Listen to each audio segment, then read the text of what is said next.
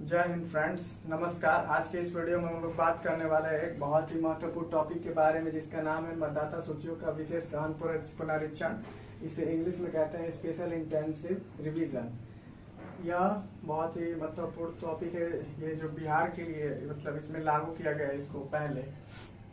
इसमें हम जानने को देखेंगे, इसमें हमें ये जानने को मिलेगा कि इस टॉपिक में हमें ये जानने को मिलेगा कि भारत के निर्वाचन आयोग ने मतदाता सूचियों का विशेष गहन पुनरीक्षण बिहार से चालू किया है और ये पूरे राज्य में और केंद्र शासित प्रदेश में सभी में अंततः लागू होगा। सबसे पहले ये बिहार में लागू हुआ है और बिहार के 38 जिलों में पूरे के पूरे 38 जिलों में ये लागू हुआ है election chief of India commission के द्वारा, यानी ECI। बूथ, जिसमें बूथ के अधिकारी शामिल होंगे। बूथ यानी BLO।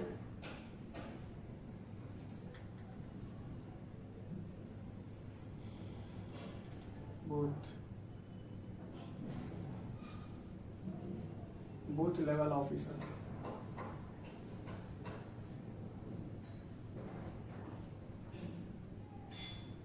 Booth level officer BLO का फुल फॉर्म होता है बूथ लेवल ऑफिसर।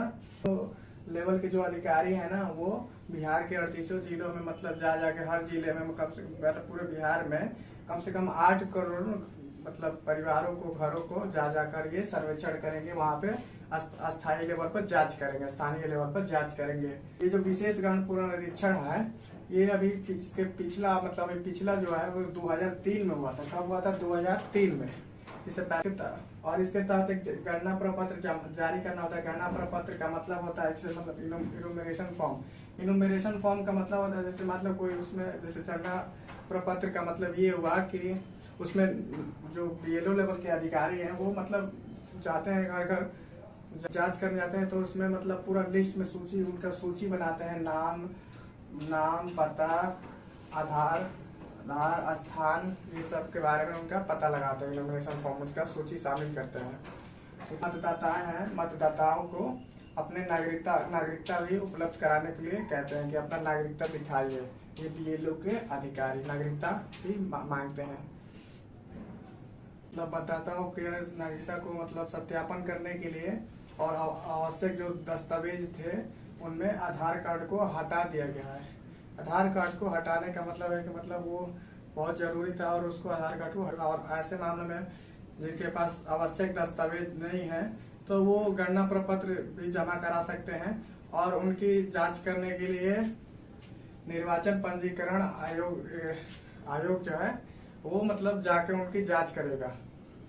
स्थानीय लेवल पर हो जाएगा तो 1 अगस्त को मतदाता सूचियों का मसौदा मतलब तैयार किया जाएगा। मसौदा का मतलब होता है कि जैसे मतलब कोई ऐसा चीज जो प्रारंभिक में बना दिए, प्रारंभिक में कोई चीज बना दी, लिस्ट बना दिए, फिर उसके आगे चल के बाद में मतलब उसमें संशोधन किया जा सकता है, तो उसको मसौदा कहते हैं। तो मसौदा तैयार किया जाएगा जिसमें मतदाता अपनी आपत्तियों या बातों को उसमें दाखिल कराएंगे और उसके बाद उसमें दाखिल कराने के लिए 1 सितंबर तक का समय दिया जाएगा। और 1 सितंबर के बाद जब ये अपना मतलब मतदाता जो है, ये जो मतदाता है, ये अपनी शिकायत और या दाखिल जो भी मतलब बात है ये सब करने के दर्ज कराने के बाद इनका जो आखिरी मेरिट लिस्ट बनेगा, मतदाताओं का जो अंतिम सूची बनेगा, वो 30 सितंबर को जारी किया जाएगा। विशेष गहन पुनरीक्षण क्या है, इसके बारे में हम लोग कुछ 2-3 बातें जान लेते हैं। ये भारत के निर्वाचन आयोग द्वारा जनप्रतिनिधित्व अधिनियम 1950 एक्ट के द्वारा ये प्रावधान किया गया है। और इसमें 2-3 रूल आते हैं।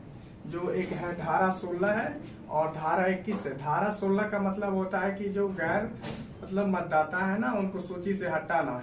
गैर मतदाताओं के सूची से हटाना। जो मतदाता मतलब वास्तविकता में नहीं है, उनको हटा देना सूची से। ये धारा 16 में है।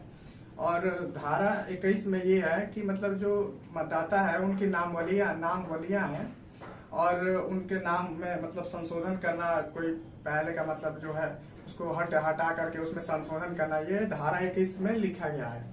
तो धारा 16 और धारा 21 जो है ये विशेष गहन पुनरीक्षण के संबंध में आते हैं। जनप्रतिनिधित्व अधिनियम 1950 के अंतर्गत ये दोनों धारा आते हैं, धारा 16 और धारा 21। और इसमें अनुच्छेद 324 भी है और कानूनी अधिकार है, मतलब 324 और 326।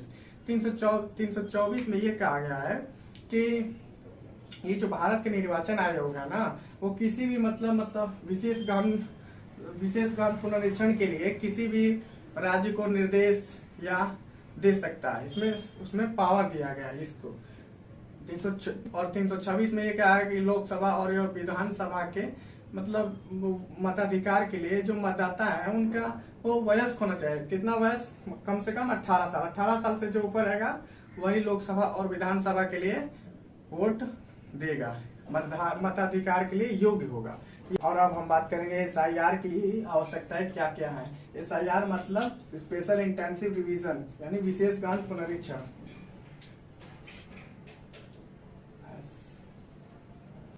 SIR की पहली आवश्यकता मतलब ये जरूरी है ना कि मतलब कौन सा मतदाता है उसको सूची में शामिल करना है। पहला उद्देश्य ये है कि मतलब ये मतदाताओं की सूची को शामिल करना, यानी कि उनके वोट को बेकार ना जाने देना और उनके सिद्धांत को कायम रखना, मताधिकार के सिद्धांत को कायम रखना। SIR की पहली आवश्यकता है विशेष गहन पुनरीक्षण जो है। और दूसरा है कि इसमें कोई गैर मतदाता इसमें शामिल ना हो जाए। जो गैर मतदाता पहले से शामिल हुआ भी है तो उसको जांच करके BLO के द्वारा जांच करके उसको उस सूची से हटा दिया जाए। ये दूसरा मतलब इसकी आवश्यकता है। अगर कोई व्यक्ति है, अगर वो सोच रहा है कि मैं 2 बार वोट कर लूं, तो मतलब वो 2 बार वोट करेगा। अगर लेकिन ये नियम लागू करने के बाद, विशेष गहन पुनरीक्षण के मतलब इस लाने के बाद फिर उसका जब जांच होगा तो वो दोबारा गणगणना नहीं कर पाएगा। इससे हमको फायदा होगा एक मत एक अधिकार। एक मत एक अधिकार के सिद्धांत को हम लोग ऐसे कायम रख पाएंगे, जो कि ठीक है। SIR की आवश्यकताएं क्या क्या है? तो जैसा कि हम लोग जानते हैं कि हर एक चीज के 2 पहलू होते हैं, एक अच्छा और एक खराब। तो ये जो अच्छा पहलू है SIR की क्या क्या आवश्यकताएं हैं, हमको इससे लाभ हो रहा है। और ये भी है कि तो जब कोई लाभ हो रहा है तो थोड़ा बहुत कुछ घाटा भी होगा। हमको ये घाटा देखने को मिलता है कि ये जो SIR में घाटा ये देखने को मिलता है कि आजकल जो जितने भी दस्तावेज बन रहे हैं वो डिजिटलीकरण बन रहे हैं, मतलब आधुनिक तरीके से, मतलब नए तरीके से बन रहे हैं और इसमें धांधली भी हो रही है। तो ये जो बहुत जो मतलब दिव्यांगजन है, वृद्धजन है और ये लोग जो है असुरक्षित महसूस करेंगे। जो कमजोर वर्ग के हैं, क्योंकि मतलब इनके पास उतना साधन नहीं है कि ये कैसे दस्तावेज बनाए।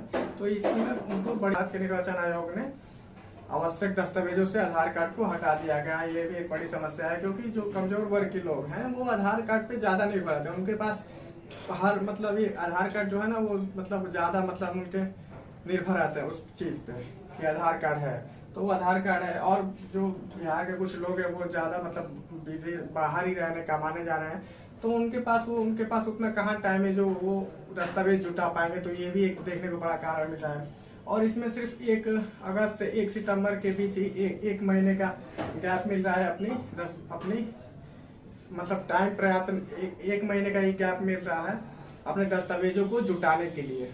सब कुछ देखने के बाद हम यह कर सकते हैं कि इसको मतलब कैसे ठीक करें और इसमें ऐसी क्या चीज करें जो ये आगे चल के ठीक रहे, मतलब इसमें कोई दिक्कत या धांधली ना हो। तो इसमें हम ये कह सकते हैं कि जो BLO के अधिकारी हैं, ये बूथ लेवल ऑफिसर, इनको स्थानीय लेवल पे जाकर के गाँव में हर घर जाके मतलब उनको अच्छे से मतलब उनका संरक्षण करना चाहिए, अच्छे से इनको समझना चाहिए, हर व्यक्ति के बातों को ध्यान से लेना चाहिए।